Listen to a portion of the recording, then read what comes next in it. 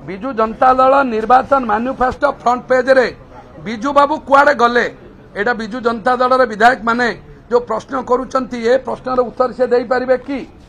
जो माने विजु जनता दल मान्यवर सदस्यगण आज पवित्र गृह रे ओडिया अस्मिता कथा उठुची। ओडिया अस्मिता तो 1947 मसीहा परे नहीं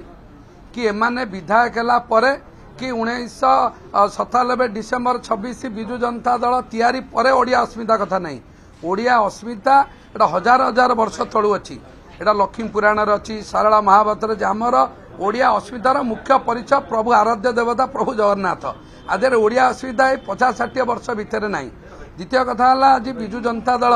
जो विजु बाबू को प्रसंग में आनी जे विजु बाबू कर जयंती छुट्टी कथा उठी जे मु पचारि जे विजु बाबू प्रतिमूर्ति रे केते जन फूलमाल पकईचंती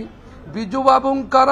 कुशपुतलिका दाह करने लोक आज विजु जनता दल विधायक माने अछंती। तेणुकरी से प्रसंग आज जो विजु जनता दल रखिछि एटा गोटे हास्यास्पद कहीं दल गोटा ओडिया पवित्र साहित्य संस्कृति संपन्न माटी ए माटी रे आंचलिक दल है विजु जनता दल तार मुख्य दायित्व हो जने जने तमिल लोक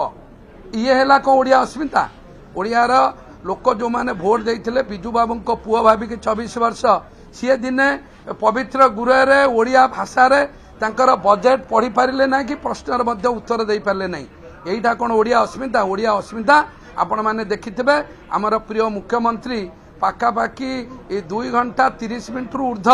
समय ओडिया भाषा रे प्रांजल भावे ए वर्षर 2025-26 आर्थिक बजेट उपस्थापन कले यही गोटा ही ओडिया अस्मिता। तेणु आज जो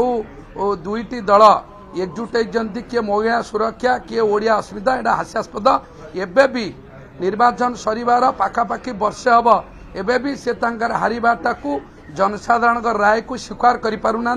जाफल आज भाया पवित्र गृह रे एभली एक बाचालामी करछंती।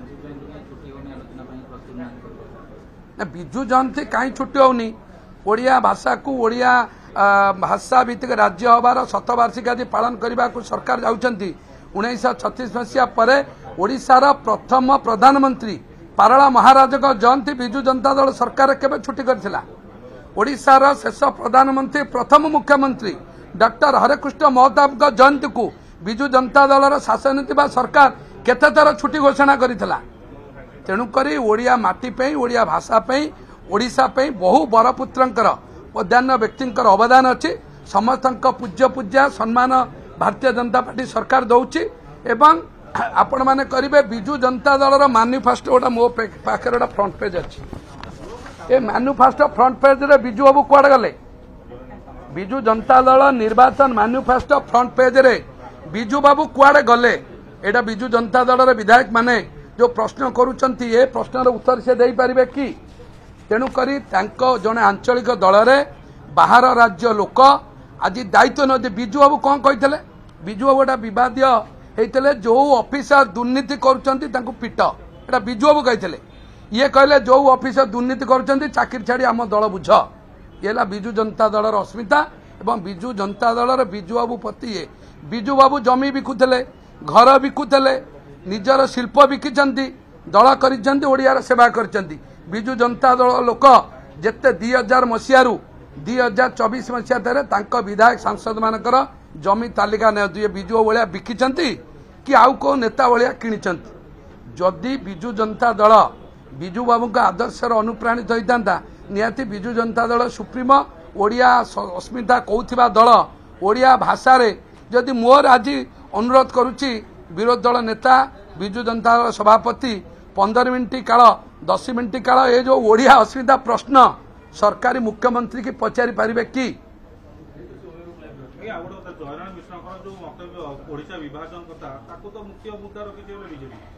बीजेडी कौन मुद्दा रखिबो हारिबो जे बहु मुद्दा रखिबो सरकार आपण मानकु आउ थरे कहूची गोटिए दल